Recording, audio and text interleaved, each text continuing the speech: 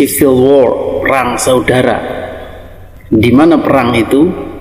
Kali ini kita akan melihat tragedi kemanusiaan terburuk di dunia di era ini. Di mana itu?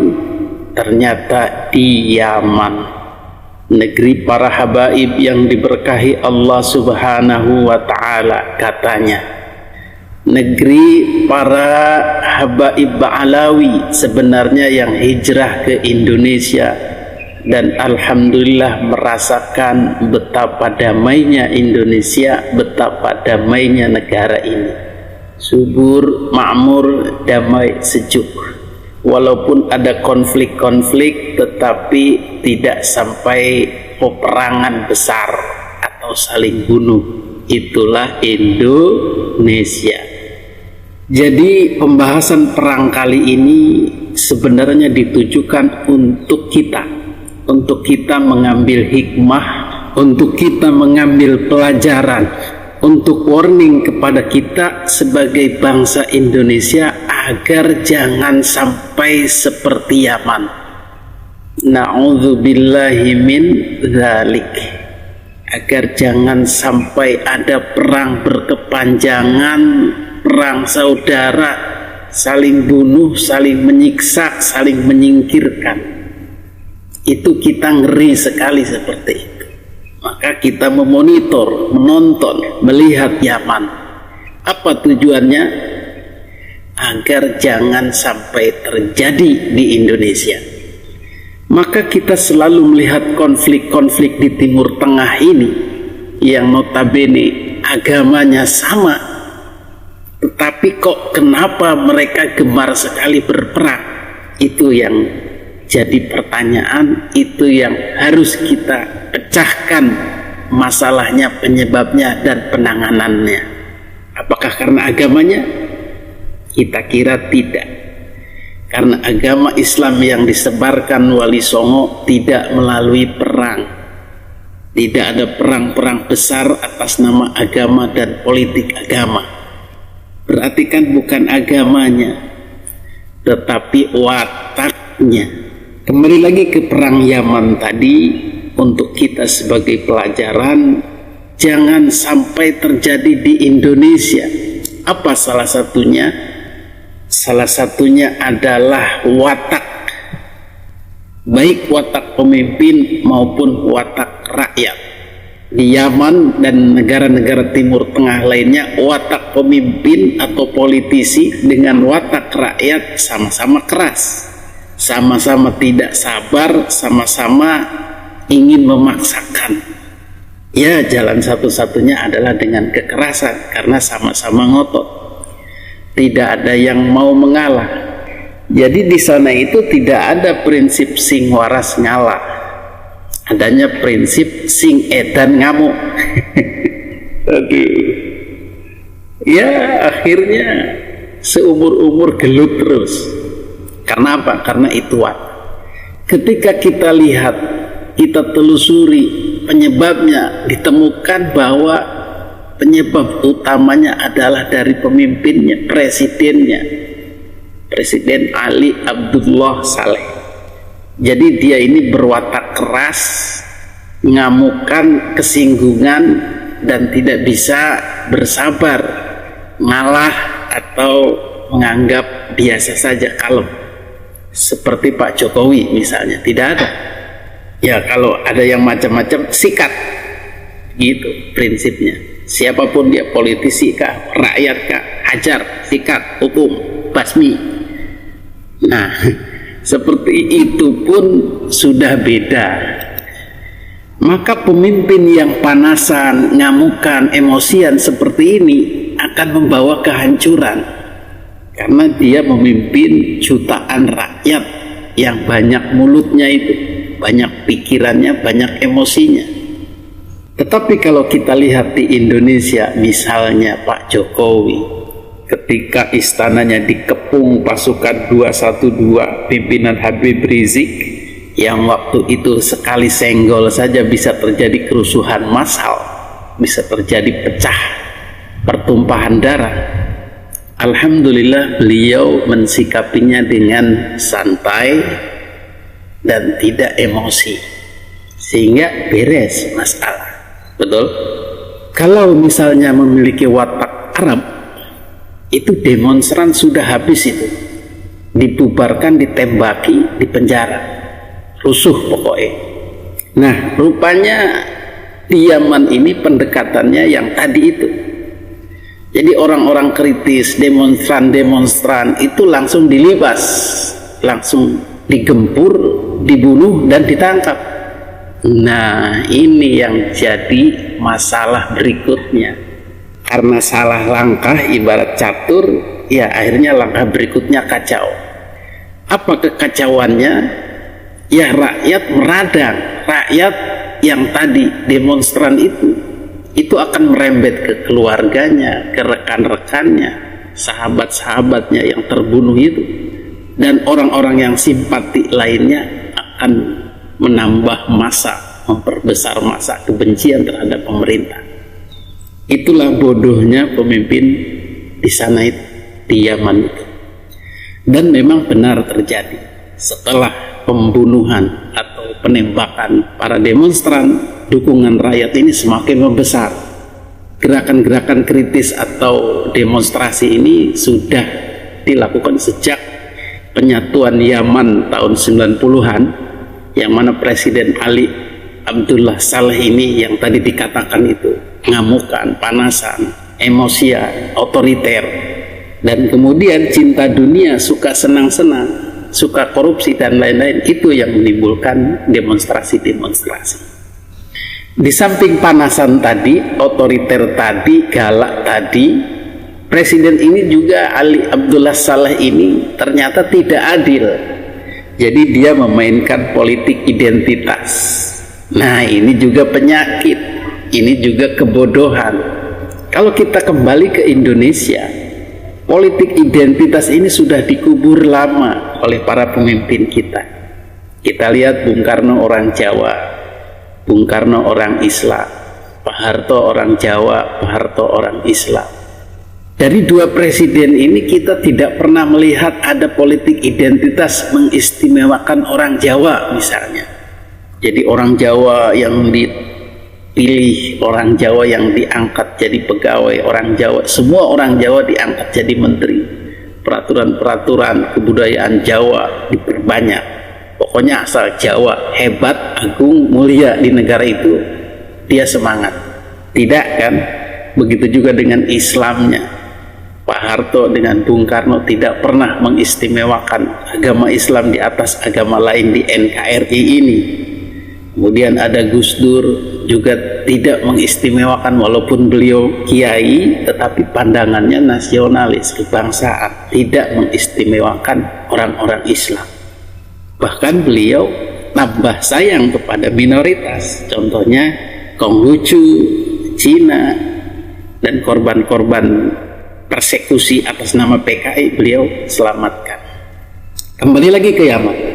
Jadi Presiden Ali Abdullah Saleh ini memakai politik identitas. Jadi orang-orang Sunni lah yang dia angkat, yang dia rawat, yang dia dekati, yang dia sanjung. Perlu diketahui bahwa di sana ada Sunni dan Syiah, dan kebanyakan Syiah ini bergabung dengan komunis, berideologi komunis. Jadi dua kelompok ini seharusnya dirangkul. Walaupun beliau Sunni, tetapi orang Syiah dikasih keadilan, dikasih posisi, dirawat, ya sama seperti saudara lainnya atas nama bangsa. Negara Kesatuan Republik Yaman, NKRY.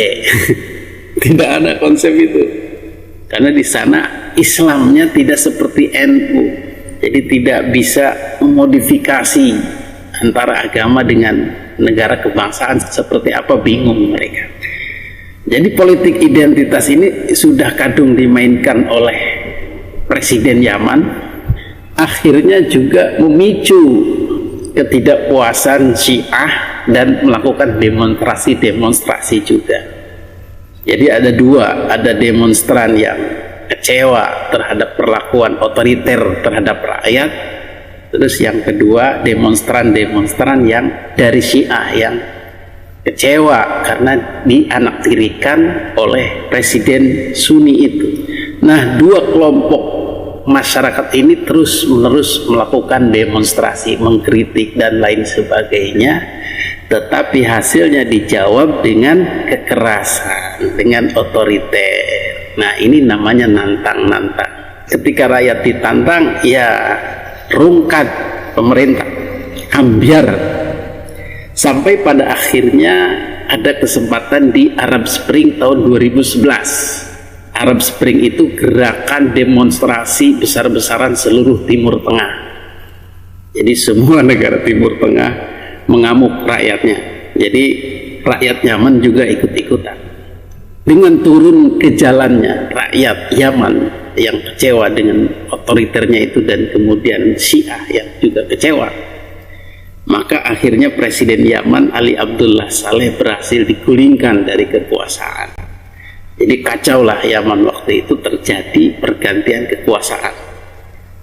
Nah, begitu Ali Abdullah Saleh terguling, turun dari jabatan, yang maju karena hasil keroyokan ini, hasil ya rusuh ini, yang maju ya siapa saja, yang penting ada yang mimpin. Kebetulan yang mimpin ini adalah Mansur, bukan Mansur S ya, tapi Mansur Hadi. Nah, ini Mansur Hadi ini oleh demonstran atau rakyat yang kecewa tadi, yang dipimpin otoriter, yang kecewa karena presidennya marahan, ngamukan, emosian, mereka setuju Mansur Hadi ini. Tetapi kelompok Syiah tidak setuju. Wah, ini mah jangan-jangan sama aja kayak si Saleh ini. Ya kita maunya dari Syiah lah sekali-kali, gitu kira-kira. Akhirnya Syiah ini ngamuk lagi, nggak mendukung, memberontak lah begitu. Jadi suasana kacau ini tambah kacau lagi dengan Syiah yang ngamuk lagi karena tidak mau presidennya Mansur Hadi itu. Nah, Syiah yang ngamuk tadi merayu atau bekerja sama dengan para pendukung Ali Abdullah Saleh yang digulingkan itu. Ayo kita gabung, kita gelut lagi, tempur lagi dengan presiden baru itu, dengan rakyatnya itu. Perang lagi. Masya Allah, ini karena ngamuan ini, rakyatnya juga ngamuan. Coba kalau mereka bergabung, bekerja sama, saling menghargai, saling memberikan tempat untuk posisi, ya bisa aman. Tapi kan menang-menangan ini. Akhirnya kelompok Syiah tadi yang bergabung dengan pasukan atau pendukung mantan Presiden Ali Abdullah Saleh membentuk kekuatan ingin menggulingkan lagi presiden baru ini. Maka kelompok Syiah tadi disebut Houthi, mempunyai kekuatan besar kelompok Houthi ini, dan terus merongrong pemerintahan Mansur Hadi. Pemerintah yang sah ini di mata PBB terus melakukan serangan, gempuran terhadap kelompok Syiah ini. Nah, ini juga karena tidak ada kompromi. Ya boya Syiah itu yang sedang ngamuk itu didekati, ya kita kasih jabatan wakil presiden atau menteri atau apalah, atau perjanjian apalah yang supaya mereka terakomodasi dalam negara begitu.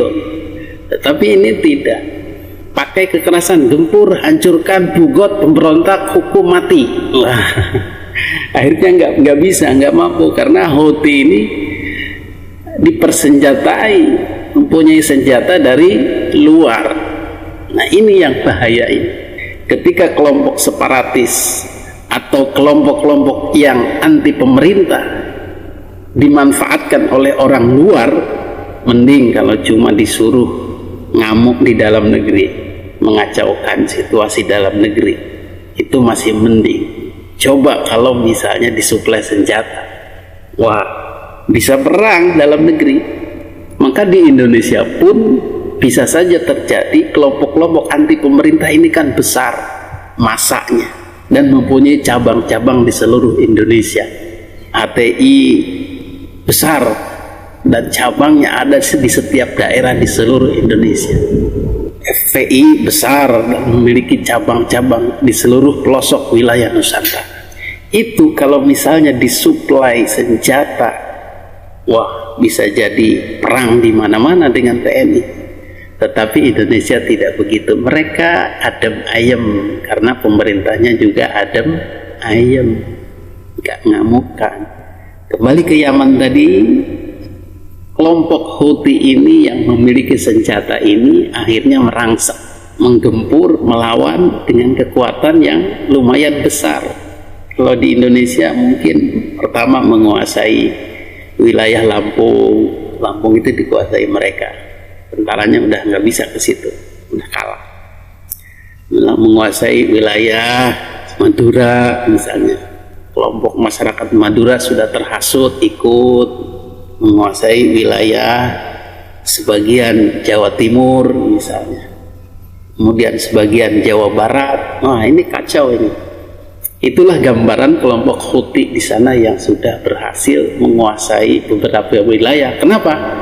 Karena rakyatnya juga ada yang mendukung. Nah, kelompok Houthi ini ternyata yang Syiah ini dibantu oleh Iran dalam persenjataannya, dalam suplainya. Maka kelompok pemerintah yang sah ini, Mansur Hadi ini, ternyata juga dibantu oleh Arab Saudi. Arab Saudi kerjasama dengan Amerika. Nah, tambah satu lagi lupa dimasukkan adalah Al-Qaeda. Al-Qaeda itu yang Islam transnasional itu ingin juga merebut kekuasaan dengan cawe-cawe masuk dalam konflik itu.